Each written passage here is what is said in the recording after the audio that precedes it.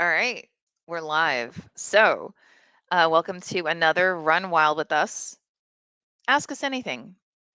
I am Lisa Kastner. I am the founder and executive editor of Running Wild and Rise Presses.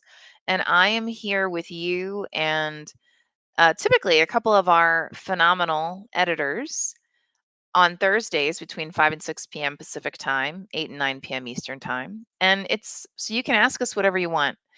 And when I say whatever you want, seriously, it can be whatever you want. We field questions anywhere from around the craft of writing to the business of writing to the process of editing to what got us here, to what we're looking for. I mean, we really do pretty much take any old question that you may have. So if you do have a question, all you have to do is go into the chat of whatever format you are watching this in. We are currently on Facebook, Twitter, Instagram, YouTube, and LinkedIn. And in that chat, again, just pop in the question. Now, if you're watching this and it is not Thursday between 5 and 6 p.m. Pacific time or 8 and 9 p.m. Eastern time, it's not an issue. Seriously, go ahead, put your question in because we actually get notified when questions are added to the chat. And then that way we can actually respond to the question in a subsequent recording. And then even if you can't make it the next time around, it's all good because then we can actually just respond to it and you can watch the recording. Ta-da! So with that, I'm going to own up. I am actually in Philadelphia this week. I'm going to be here through Saturday. So I came out here for a couple of really exciting things that I can now talk about. So one is I am actually on the advisory board for Drexel University's College of Arts and Sciences. I am a graduate of Drexel University, and so that is I'm really looking forward to that, and basically giving back to the community that I came from. And we also, and here is Ben. I mean Ben. I'm here. Hey. I So never left the steps. Not really. no, are you sure? Yeah, I was up here. I was just telling everyone that I'm in Philadelphia this week to announce the book award that we are doing in partnership with Drexel University's Yes. A program. Yes. Yes. And it's super exciting. If you are a Drexel student or a Drexel alumni, then you are welcome to go ahead and submit. It has to be a full length work of fiction. And when we say full length, I mean, it could be a short story collection, right? It could be an anthology collection. It doesn't have to be a novel. But it does have to be at least 50,000 words. And we are really, really looking forward to it. The submission, if you go to our submittable page, I have to find it. If you go to our submittable page, you'll see the submission form. And what is actually kind of cool about it is um, it is open from now, I think it's until September 8th or something like that. And that's just to give us as the acquisition editors an opportunity to go through and check out the form, check out the form, look at all of the submissions, and give us time to read it and decide on what ones we're going to accept, basically. Um, and then the official announcement will come out in November. I believe it's November 12th. It's either the 9th or the 12th. I don't know. I'll have to go back and look at that again. But and when it'll be announced in New York during Drexel's their MFA program, they actually have their residency in the winter in New York, which I am so jealous about. I wish my MFA program was out of Fairfield, Connecticut. We didn't do New York. It was an absolutely lovely location, But it wasn't quite that experience. So anyway, and I'm intending on being there live for the announcement. I still, yeah, like I just figure it's the right thing to do, right? I mean, Yeah. yeah. So that's our big excitement for this week. I'm sure we'll have many others. We're good at excitement.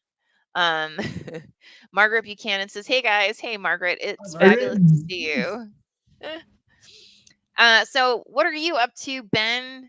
Ben. Hey, first off, Margaret has a book coming out early 25. Margaret, is that right? Hmm. I saw a release date for it this week somewhere. I Put want to that say in March. March 2025. I think it's March 2025, but yeah, Margaret will have to confirm. Hmm. Very nice. But Yeah, while we wait for her to post that, I come back from the kitchen. She went to make a sandwich. she Come clearly back. did. Hey, I bet you it's a I good finished sandwich. the outdoors, the breakdown outdoors and recovery. I finished it. Oh, check you out. It's coming to production. Very nice. Yes. Margaret did say Very nice. 2025. Very nice. Very But cool. oh, it's going through it one last time just for the final polish, Mm. and then I'll send it on to production. With but this one I'll have to ask production to pay really close attention to because I got into the woods on this one and couldn't see the trees. Oh, do you want me to look over it? Like you Yeah, need. it All wouldn't right. hurt to make sure All it right. flows because I did. You know, when you try to look at your own stuff that you've written, you don't Mm, see it. mm-hmm. And I've had the author go through behind me, and I think we've got it polished pretty nice, pretty well. But another set of eyes never hurts Okay. ever. When you send it to me and Evangeline, just remind me Okay. that I'll just do one more once over. So just from a reader's eye. Yeah, yeah, yeah, yeah. Yeah. Now, mind you, we may actually have a couple of interns soon, and what I want to do with our interns, and this is for everybody to know what we typically do with interns. We ask them what they're most interested in being when they want to grow up. And so if they want to be editors, what we do is we'll have them come in behind us basically, and do a one more once over, and then that way they can get assistant editor cred.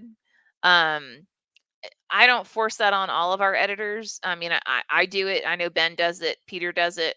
I think Cody would do it. We haven't asked Cody to do that yet, but I think he would do it.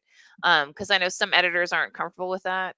But I think it's a really, really good experience. And uh, to Ben's original point, sometimes when you're editing a work, you've been working on it for so long, or you're so impassioned to the topic that there are certain things you just can't see anymore. So Margaret says Evangeline got her hands full. Yes, ma'am. Yes, she does.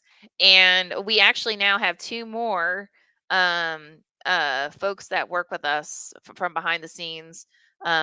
We're trying to make sure Evangeline stays focused on the product management aspects because she knows it inside and out.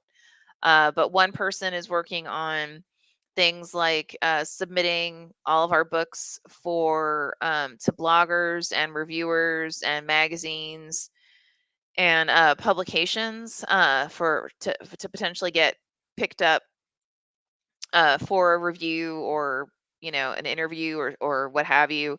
And actually, because that I'll be honest, that has been an area that it's not that we haven't done it, we've been inconsistent because the publishing world's changed so much in the last minimally 5 years, where when we first started, like you could send a book out to be considered for a review like 9 months beforehand, and it would be considered for review and it would get reviewed.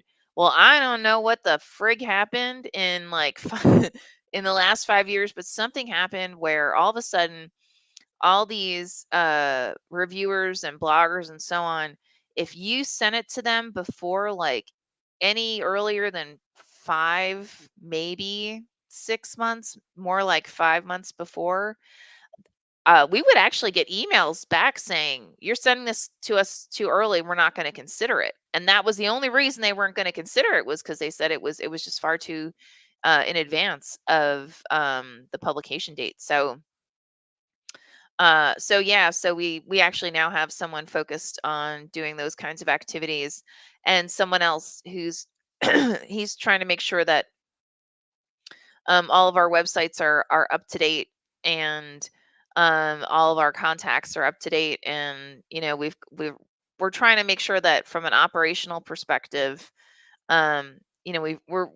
we've really got things nailed. So yeah. Anyway, but yeah, so if someone comes in as an intern, like I said, we find out what they're most interested in, and come up with various things for them to do. And believe it or not, we actually one good thing about all of us coming from a if not a corporate background, a more I guess you could say enterprise background, is we all tend to be very like process oriented, and like everything's documented. And so someone comes in and they're like, "I want to do marketing." We're like, "Okay, here you go. Bing, bing, bing, bing, bing, bing. Have fun." Or I want to do, I want to be an editor. Okay, great. Here you go. Do, do, do, do, do. Have a blast. So Caroline says, "Good evening, dear friends. Great to see you, Liz, Ben, Margaret." Caroline, as always, fabulous to see you as well. She says, "I get that, Lisa. Everything is immediate now, not months off in the future." Agreed. Yeah, it's funny because when we first started Running Wild, we actually started it with Ingram Spark, and Ingram Spark. What would happen is we were able to put the books out then, I want to say like 3, 4 months in advance. The turnaround time was much faster. And then when we went to a standard distributor, which is IPG, they then turned around to us and said, "Oh, no, no, no. If you want to have the backing of our sales team and our sales and marketing team, then you need to have all this into us." And I mean, it's usually at least 9 to 12 months, if not more, in advance. And that, I mean, that was something that it's taken us a while to adjust to. So, but while the distributors extended the time frames that they needed, to your point, Caroline, the reviewers, the bloggers, the magazines, all them, they shortened it. So it's just trying to figure out, okay, when do we need to get this in for who, so that everything can like, we can make magic happen. So, uh, yep. And by the way, Our authors too that say they were in one anthology one year that came out really quickly, and then the next year it was taking longer, and they were saying what happened, and some of it was our capacity too. We were getting a lot more submissions, but mm, the whole process when it kicked back to get it into us by 9 months before for a year out, that was a shock to a lot of our authors that were mm. used to us being much more quick, much more Oh, much, quickly. much, much quicker, much quicker. Yeah, English I don't major. know. Quickly, much more quickly.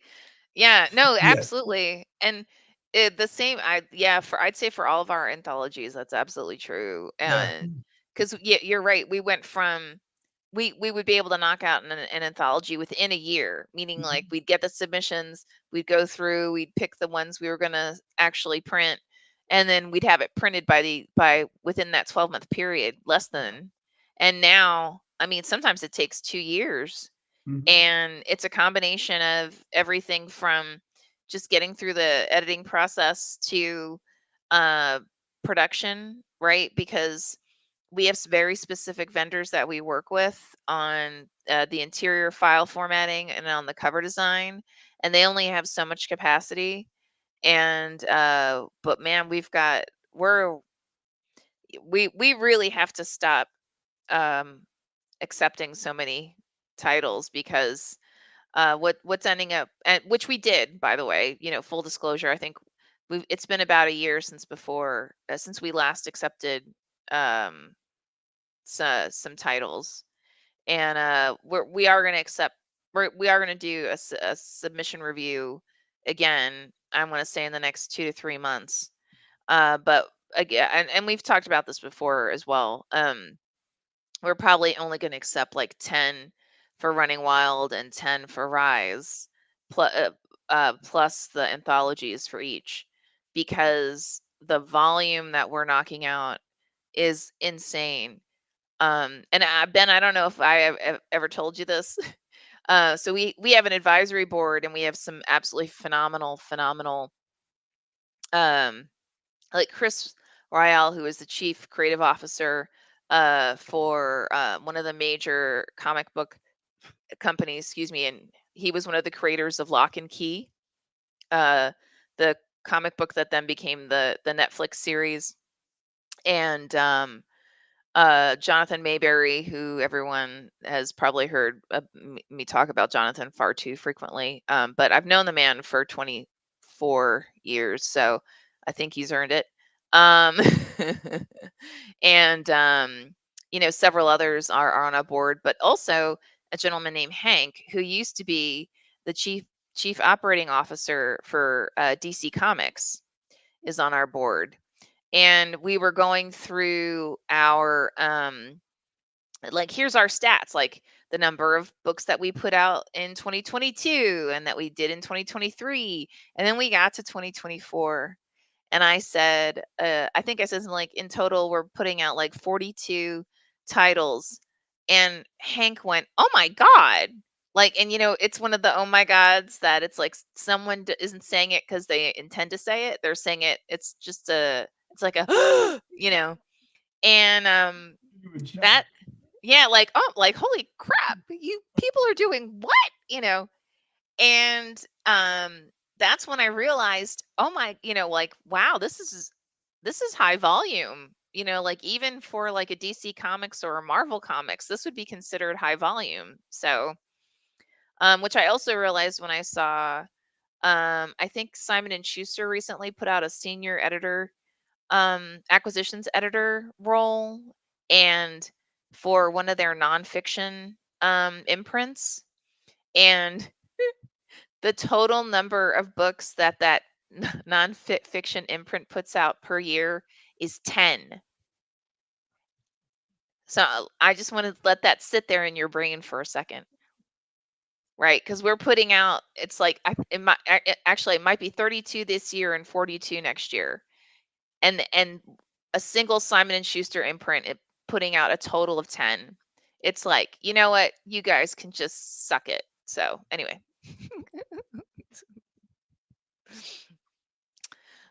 Caroline says, I'm seeing that here. Bookstores only plan a few months ahead. A couple to 2 or 3. Yeah, that's true. And a lot of them now, a lot of the bookstores, either they want you to come if you're a name, or if you're gonna go there with like a bunch of other people. Um, and honestly, I actually I'm hiring a publicist for my next book, Family Pack, that comes out October. Oh, Caroline says, and you're knocking it out of the park, Lisa. You are so kind, Caroline. We all just work and make it happen, because that's what we do. Um, I think we're just blessed to have such a phenomenal team. So, um, but so publicist. So yeah, so I'm actually meeting with a publicist and tomorrow to talk about, like, what will book signings look like and all that.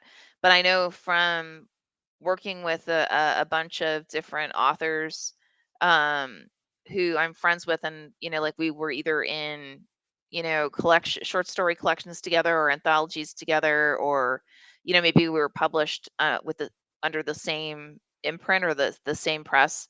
I was invited to be part of book signings with them, or like to be on panels with them on at different events. And sometimes it is pretty immediate. I'd say I'd get the call like 2 to 3 weeks in advance. Like it's not like it used to be where it was like 6 months and that was minimum, you know. So yeah, it's pretty wild. What's it like, Ben, in your area? How do book signings and like in-person events, how does that go down? It's really quick as well. Oh Um, yeah. just this past summer, I was included in an anthology that was published. It, we submitted it. I think in 4 months it was published, ready to go, and we Wow. were having readings all over New Mexico in a month after that. So it's really sped up to where jump in and hang on, Wow. and so and the some other publications that have come out have been more, the timeline's been longer to be published, Mm, and just because it's small presses, and every small press has that capacity issue to get it reviewed and done and ready, mm, and but nowhere near 42 titles. and, and but so it's I think the push is get it in, get it published, get it marketed, mm. and as quickly as possible. Yeah, I see that. And it's funny because it feels like more mainstream, like the bigger houses and the with the bigger distributors. Um, they require these long timelines, and it seems like, you know, a lot of authors now are basically turning around and saying, you know what, I'm gonna do uh uh a crowd fund, right? Or I'm gonna do something with like some like teeny little mom and pop shop, because honestly, as artists, we still want to have that more immediate gratification, right? I mean, there are times when people are like, "Did you work on this?" And I don't even freaking remember because it happened so long ago, right? Because we have to have everything in so far in advance. And you know, I don't know. I just think, and I think if the turnaround time, or when the turnaround time is faster, um, then you also, not only is it that you get a more immediate gratification, but you also get a better sense of how is this going over with readers, right? And with potential fans. And is this something that we want to do again, right? Or do we want to, do we want to into a series, or do we want to learn, is there something goofy that we did that we shouldn't do again, right? So And that's from the publisher's point of view, where we were very interested in it, but it took so much time. We've moved on to other projects, mm, but it's also, I think, the author's point of view as well, because I'll submit a poem to a journal or a collection to a publisher, and once it's gone, and I'm still writing and moved on, and then, oh yeah, thanks for accepting that. Which one was it? So you lose that momentum as more projects come up, and I think mm. that's human nature. But it's the quicker the better. The more you can say, well, yeah, oh yeah, we just did that one, and it's still fresh on our minds. And then you can, as publishers, you can help the author too, because oh yeah, what story was that? Which Mm, novel was that? Oh yeah, that one. Okay, let me go back and review it so I know what I'm talking about when you mm. have any online events or just questions about it from anybody. You want to make sure that you do it justice. Oh yeah. I mean, I'll be honest, like for Family Pack that's coming out in October, I need to go back and reread Cure and Family Pack, It's your own work. Yeah. and Incurable. Yeah, my own work. I have to go back and reread my own work and look at my own notes to try and remember, wait, what did we do? Did we okay, yeah, we kept that in. Okay, yeah, right. Or no, we changed that. Now it's a whole different thing. And I mean, I know I'm not the only one, but it's just, it's kind of weird if when you think about it. Like I would have never, if someone came to me when I, like 20 years ago and said, would you ever, if someone asked you, what's the core theme of the novel you wrote, and I would give you a blank stare because I wrote the damn thing so long ago and hadn't looked at it in so long. Yeah. I wouldn't believe me. you know and yeah, like, and it's funny too because someone emailed me recently and said that they read The Circle, which is an essay that I wrote in for Weird Tales 100th anniversary edition, the book. And now admittedly I read this email when I first got up in the morning at 4:30 in the morning, but I did the blank stare. Like, I was like, "What the hell is The Circle?" Like, it took me a minute to remember, like, "Oh, right." I did do that, didn't I? Oh my goodness. So, yeah. Caroline says, I'm seeing that here. I'm going to bookstores that are big here as we have a big small bookstore market. Summer here is still in progress. They will soon start fall lineup for book signings. Taking sell sheets and introducing myself, learning about their bookstore, and it is all about listening and understanding their needs. Yeah, absolutely. Just finding a way you can help them fit in and connecting. Yeah. I mean, it's interesting to me. I get reached out to a lot by our authors who, they'll go out to independent booksellers and, um, you know, try and convince them to pick up their respective book. And to Caroline's point, unless the author has their sell sheet, and for folks who may not be aware what a sell sheet is, I tend to call it a one pager because typically it is that. It's a one page with the cover, the log lines, like the two sentence description of the book, the back jacket copy, the author's bio, any key points about it, the ISBN, which is basically the barcode, the cost, and the different formats it's available in, whether it's hardback and paperback or whatever, and then the date that it'll come out. And if it's won awards or gotten starred reviews, or sometimes it'll have the comps on it, so comparable titles. Sometimes it'll have the blurbs or reviews from different groups. But some independent booksellers are really excited and they really want to bring on um local authors who have gone with small presses, right? They really want to um advance that community. And others, and this to me is actually kind of fascinating. I've had some authors who go out to like a Barnes and Noble, and the Barnes and Noble is super excited and they're like, "This is great." And they go and they look it up, and they immediately, pick up like 5 books and make arrangements with the author to do a local book signing or a local store event. And then I've also heard the complete opposite, where the Barnes and Noble, the buyer is like, "I've never heard of you before, and unless and they just immediately assume that since they've never heard of the author and they don't necessarily know the press because it's not one of the big four, then that means this person's self-published, and they will basically turn around to the author and say, "Well, we're not picking you up because you're self-published."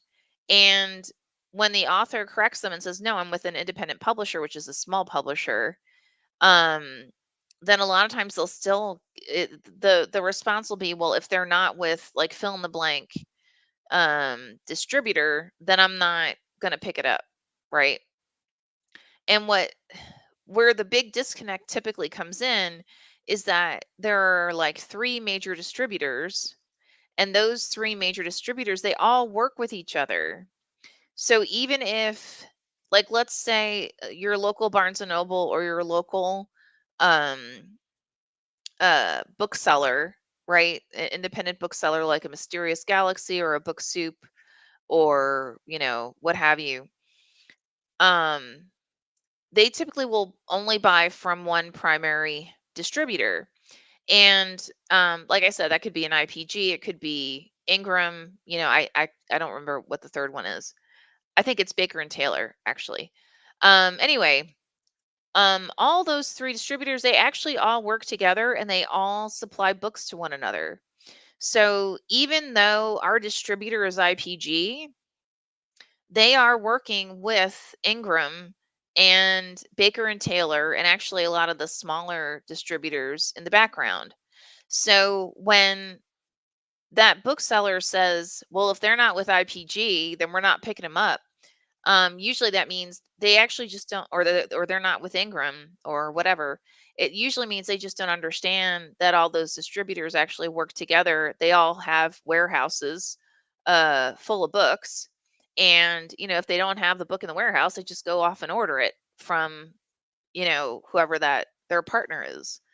So you know honestly, it makes me kind of sad when I hear this stuff because um there's just so much ignorance in terms of how things work behind the scenes.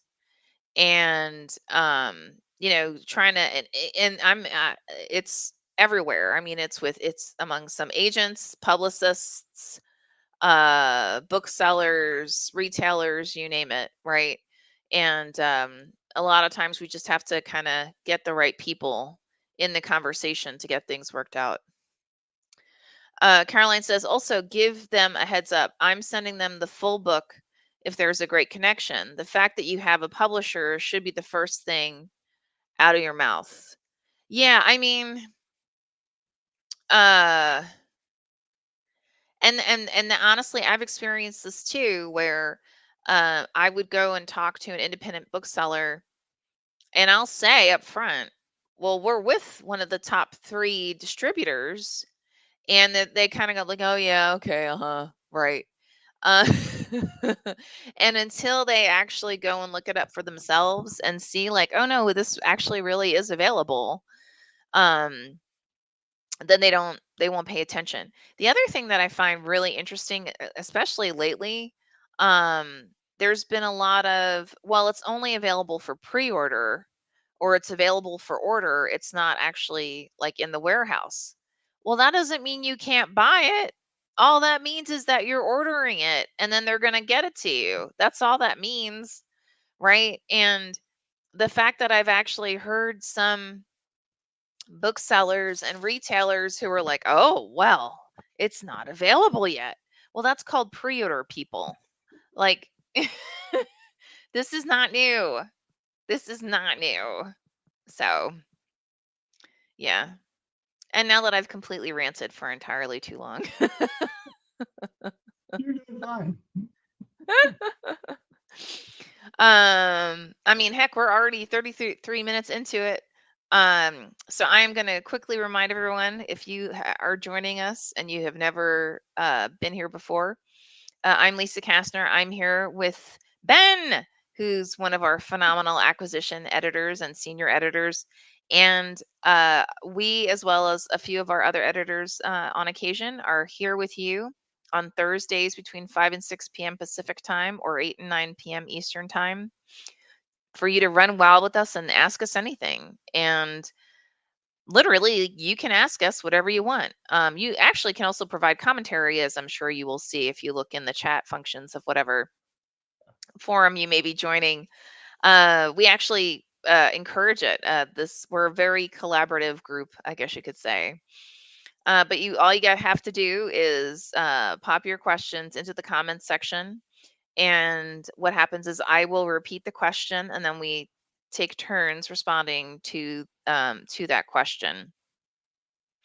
And if you're watching this, We've gone global tonight. We've got Evangeline in Manila.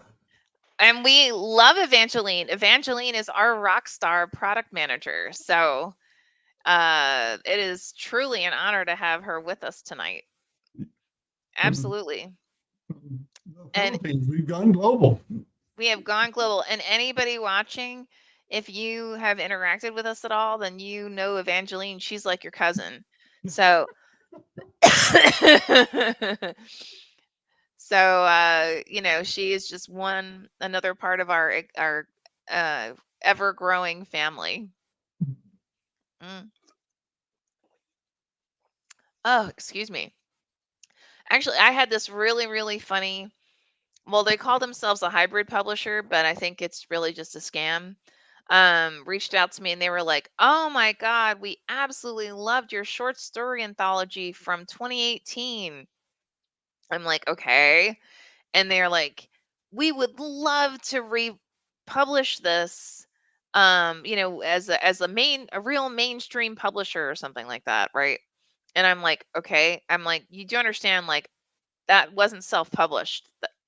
That we're a small press." Mhm. "Oh, yeah, yeah, we want to acquire you." I'm like, "Okay, but it's a hybrid thing." I'm like, "Okay, so you understand we didn't only publish this short story anthology in 2018. We actually have a catalog of around 108 titles." And the guy just all of a sudden went, "Wait, what? Okay, I have to get back to you."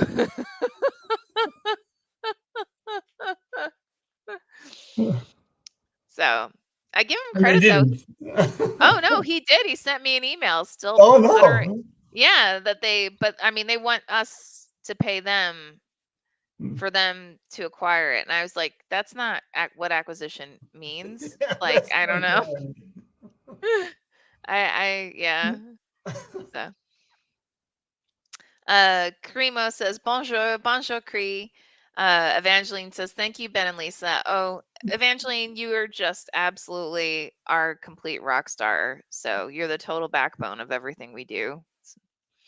Um, we could not be here without Evangeline, 100%. No. So I'm trying. Are you going to any events or anything coming up, young man? Uh, Nothing on the immediate horizon. Okay. And which is to say no, because as we've already discussed, it's all immediate horizon now. Yeah. Right. Yeah. There you go. Yeah, but I do have a a new book coming out on the 17th. Yeah, Yay! Do you have a link to it? but not yet, not yet. It should be available on the 17th as well. It's Alien Buddha Press. Oh my Are you, God. I love you know that. them? I love that. That's awesome. Yeah, and it's you got to get it quick because it's going to go straight to the banned book list. It's called God is an Atheist. So you got to be act quick. It'll be burned before you know it. Oh my goodness. I bet. I bet. It's Uh, it's a collection of poems, basically social commentary. okay. Oh, it doesn't sound like social No, commentary. I'm just not at kidding. all. Not at all. No, never, never. Yeah. Uh, we actually, we have a couple of books that just came out. One of them is Charles Parker's The Song of Samurai, and that one, I think the official pub date, I want to say it was yesterday. Actually, I'm looking up to confirm what I'm saying. Which of course means I can't find it, but but yeah, Song of Samurai just became uh available wherever any uh book can be found. And let's see. Oh, here we go. The Mango Chronicles. That one, which is an amazing memoir, that one also was officially live on May 7th. The Rise short story anthology, that also became available on May 7th.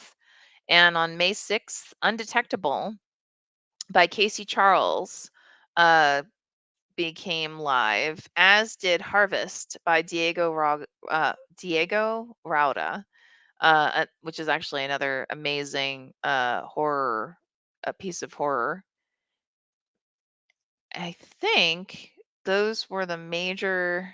I'm just looking to see if there's anything else that I may have missed in terms of most recent pubs. I think that's it for this this week. And I'll put out announcements about them with links as well on our social media, so everybody has, like, if you want to go and check them out, you absolutely can. Um, and actually, next week on the 14th, Forces of Nature, which is a memoir that will be coming out by Gina Wagner. And that one actually has gotten a lot of attention, which is kind of nice. And I know Gina is super duper excited to get her memoir out there. So a lot of really fabulous activity. Margaret says, Lisa, for the audience who do not know what product management is or does, please inform. Oh, okay, sure. So I personally consider the product manager to be the backbone. So what that means is, at least, and this is from a creative perspective, right? So product managers' roles are a little bit different depending on what the function is and the industry and all that. But for what we're talking about, a product manager, um, super broad stroke, um, it's someone who's been put in charge of getting a product, however they define the product, into market. And so in our case, um, the way we work is we acquire the story, we assign an editor to the story, the editor and the author edit the story, and then agree that it's ready for publication. And then at that point, that's basically when the production process begins. And so that's when we bring in our product manager. And Evangeline's in charge of everything from, making sure that the authors completed their what we call an author questionnaire. So it's all those key questions about, like, author's bio and background, and actually it's very similar questions to what a lot of publicists ask their clients. And she'll work with the author on the cover design and on the back jacket copy, and to get the author's cover photo, um and if there's any kind of specific anything special that the author would like with the piece. So maybe there's and I am not saying that anyone should do this, but if the author's like, well, I only want this in an Arial font, which I don't know why you would do that, but whatever. um or, like, let's say, if she basically manages the or facilitates the work among the finishing the interior file format, because, like, all she'll compile everything, put it all together, and shoot it off to our interior formatting company that we work with. And then she does the same thing with the cover design, right? She'll get the ideas that the author has and then shoot that off to our cover designer, who then comes back with the cover designs. And then they pick whatever that final cover design is going to be.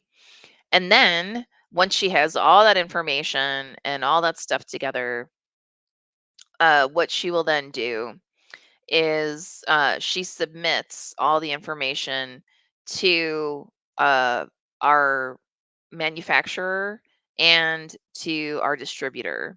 So then that's at that point, when it's submitted to the distributor, that's when we get things like an actual publication date. And then it's officially added to the catalog, uh, to that distributor's catalog, as well as our own. She also sends everything once we have a digital format for the book.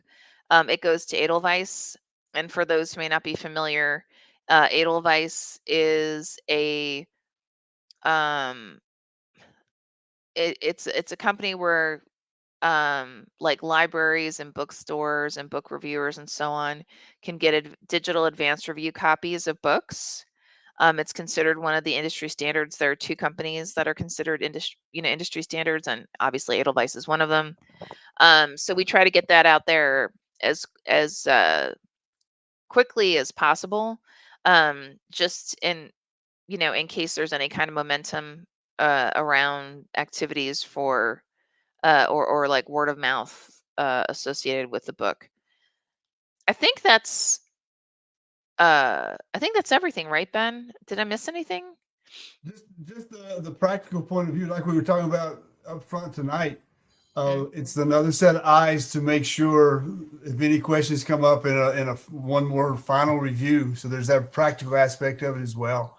Of did you really mean to leave this spelled this way? Yeah, sure did. No, that's true. And she's Yeah, caught some doozies. So yeah. And the formatting, because usually, especially I usually work in Google Docs, except I'm beginning to not like Google Docs anymore. Uh, mm, it's double spaced in Google Docs, and it looks like it's triple spaced sometimes, or mhm. so there's a visual illusion there going on, but that formatting goes on to take it down to 1.5, and then the justified text and to get it to look right on the page. Those practical aspects to get it ready, polished one more time for the formatting and one couple of last reviews, and then cut it loose. They're in Yeah, charge of cutting it absolutely. loose. Evangeline is in charge of cutting it loose Yeah. Yeah. Absolutely. and Absolutely. keeping the editors contained while cutting the novel loose. Well, depending on who the editor is, but yeah. Yeah, I didn't want to mention anybody's name. Caroline asks, can an author keep adding to the author's questionnaire as time goes on? I mean, yeah, you absolutely can. Really, typically what happens with the author questionnaire is because it is a Google Doc. But what happens is like I use it as a part of the material that we use to feed for our book, the book launch, meaning like the actual day of the book launch, or like if we're gonna submit the authors for different book awards, things like that. And we also use it for the one pager, and for like in July of this year, I'm going to be going to the I will be going to IPG has an annual has a sales conference every it's not every quarter, it's every third really, but whatever. And I use that to help feed my materials for how basically I sell the stories to that sales team, because I think it's smarter if you do keep it up to date, Caroline, to your point, because the more that I can talk about what authors are doing to help promote their own stories, the better it is for the book and for the author. Because the reality is they're going to back, and mind you, like as we receive materials, as we get information, like something's gotten a starred review or named among the best of the year, or named, the editor's pick for blah blah blah or whatever, right? I am constantly sending that off to IPG so that they are aware that this is going down, as well as what we do with promoting things online. Because again, the more uh, the more attention that a title gets or an author gets, the more likely the distributor is going to be to really push it to retailers and libraries and bookstores. Does that make sense? Caroline asks, I'm taking a lot of time doing it as I know more about my promotional book endeavors as I plan in the next year. Yeah, absolutely. And again, it's smart to, like, when you if you do like a major update to it, just like shoot me a note and let me know that you did it, so that way I know to send it off to the sales and marketing team. And then I think they now have a form or a way to like a portal to submit stuff to, and that's actually back to, I think, Ben's one of Ben's original points. That is something else that Evangeline does. Like, she takes that information and feeds it to whoever asks for it, basically. So, excuse me. Um, I do know we've had a few publicists, and by the way, I want to thank all of our authors who have hired publicists for their books. It really does help you so much, because, again, we're a small press, and if we could assign everybody their own publicist, we would do it. But it is so smart for you to hire, yeah, your own publicist. Um, I want to say every publicist actually does reach out to us, and we are more than happy to provide everything from one pagers to the author's form to cover um, design to copy to book reviews. I mean, anything we can do to help that publicist in their endeavors, we're more than happy to. Um, so, again, definitely hire that publicist, pull those people in. There's a reason they're there. And if you need recommendations in terms of publicists, also don't hesitate to reach out to us, because at this juncture, um, we've had enough authors who've hired enough publicists that they really trusted that we can give you solid recommendations. So cool. All right, guys, we only have 8 minutes left. Isn't that insane?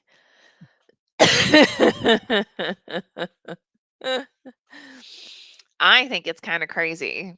So, and I think, huh? Go ahead. No, I was just gonna say it has been quick. Yeah, totally. I'm just looking. I think, yeah. I'll be back in I'll be back in LA after Saturday, so um I'll be back in my own comfy office. Because I'll be honest, the Airbnb I'm staying in right now, oh my gosh, my butt is totally falling asleep. Like, this is not comfortable at all.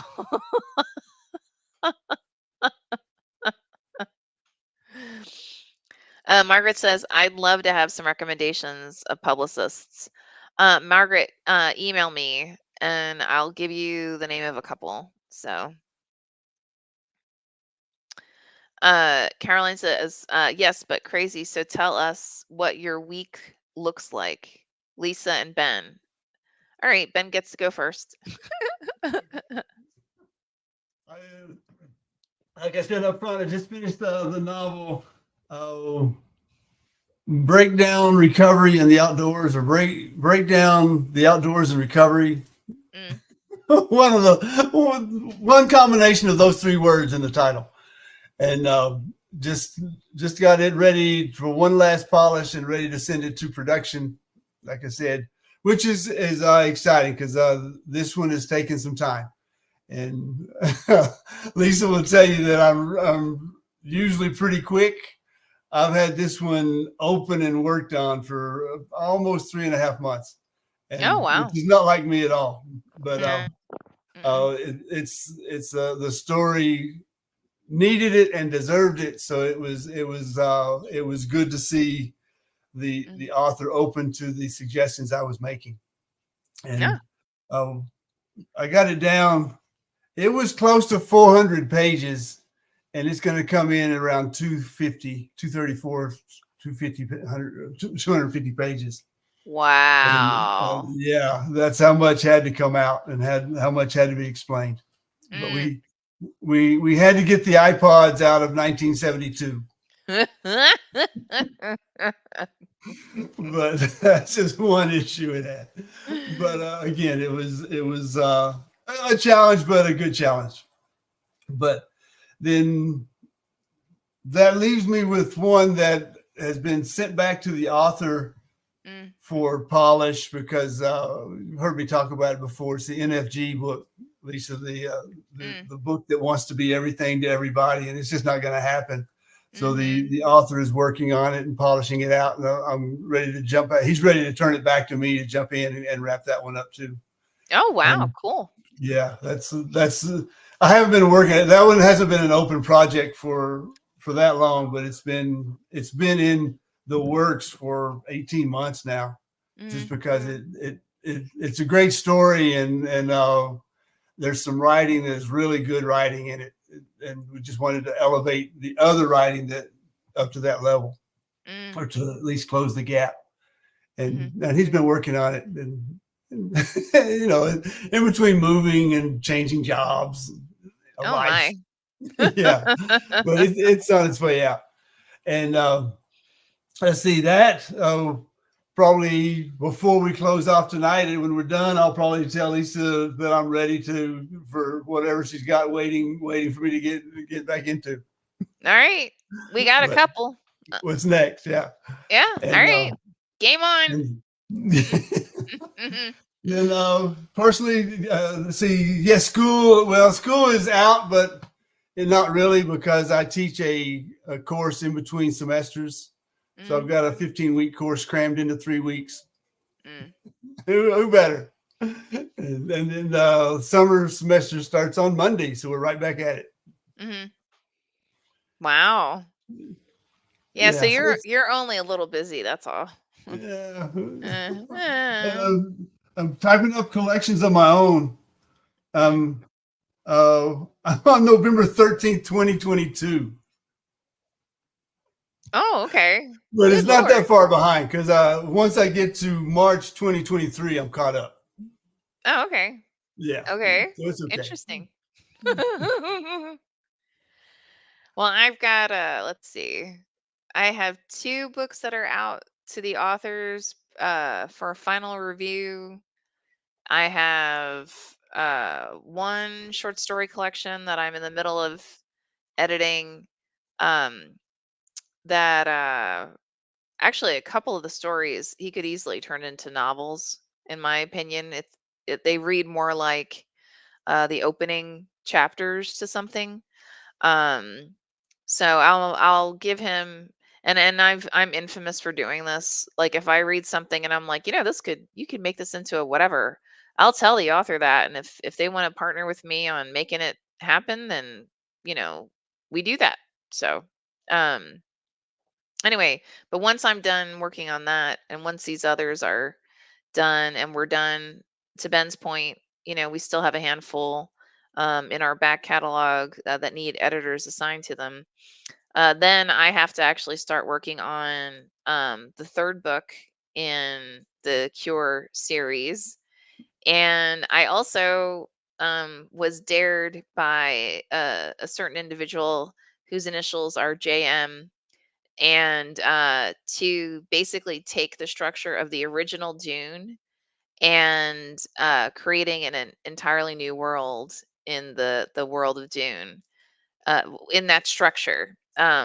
So those personally are two of my major writing endeavors that I need to accomplish, because I've finished the novella anthologies through, I think, uh, yeah, I did the one for 2025.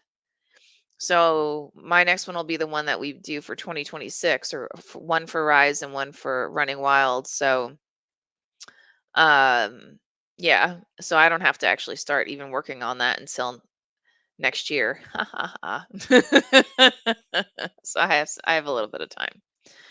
And with that, actually I think we're pretty much out of time. But Thanks, guys. As always, your questions are phenomenal. Evangeline, thank you so much for joining us. We love having you with us. Like I said before, you're basically the glue that keeps us all together. So, and if you're watching this, guys, as always, welcome, welcome, welcome. And looking forward to seeing you next time. So, thanks, everybody.